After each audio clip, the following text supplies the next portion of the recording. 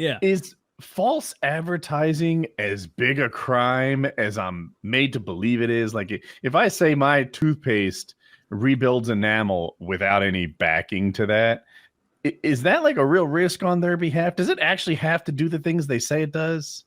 So basically, like a lot of how like the FDA works on that kind of stuff is like with FDA monographed ingredients. So let's say you're using a shampoo that's got aloe in it. I'm making something up. Okay. They can, as long as it contains a certain amount of aloe, they can make all claims associated with aloe because aloe has FDA monographed claims. And so they can say, this will moisten your hair, whatever the fuck it is. It'll soften your hair. Now, if they didn't have aloe and they tried to make an aloe claim without something else that kind of covered those bases, then there's the possibility they would get called on and be like, hey, we saw you were making this claim about teeth whitening, and there's no hydrogen peroxide in this product. How are you making that claim? Like that kind of false advertising is very rare now because you've got lawyers that everything's going through to begin with, and the claims they're making are things they can stand on so firmly because it's already been nailed down. And they're often like, you look into it, like the claim doesn't matter anyway. Oh, it does build enamel because we did this case study in 1998 where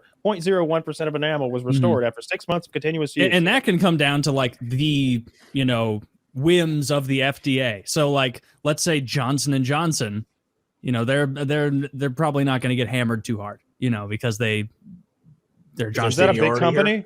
Yeah.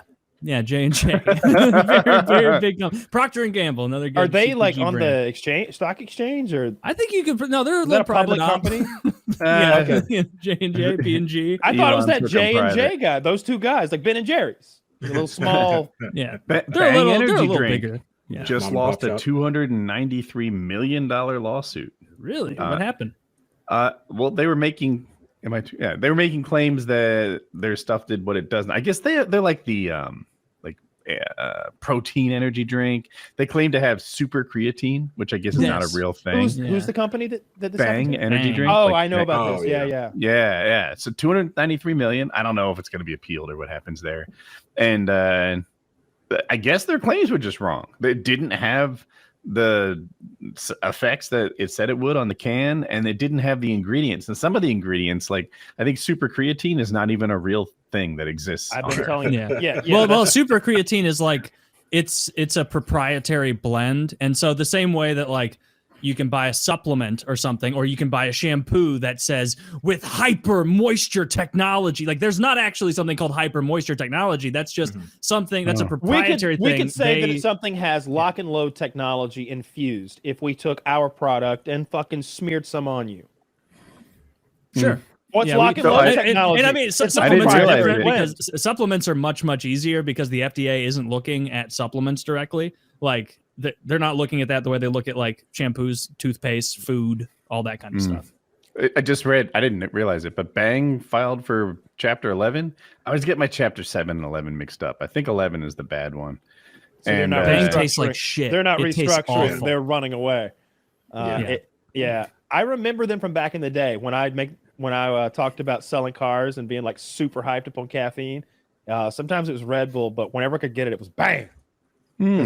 Because the finance manager there, he owned a GNC, and he was like, I got this new stuff called Bang. It's gonna be it's big. It's the strongest stuff. It had so much caffeine. 300 milligrams in one can. I usually do a lot. There's a Monster that only has like 20 calories or something. That's the one I tend to buy. Yeah, the white Monsters are like 10 calories or something. Those are the good ones. Maybe it's that then. Yeah, I don't like the taste of those. That's sort of like, I don't know, sickly sweet Monster flavor. I've always preferred Red Bull, honestly. Like it's acquired. It is, yeah. It's like a licorice. I like licorice too. You guys ever tried a drink called cocaine? It's literally called cocaine. Negative. Oh, I have tried that. It was in 2006, like it came out.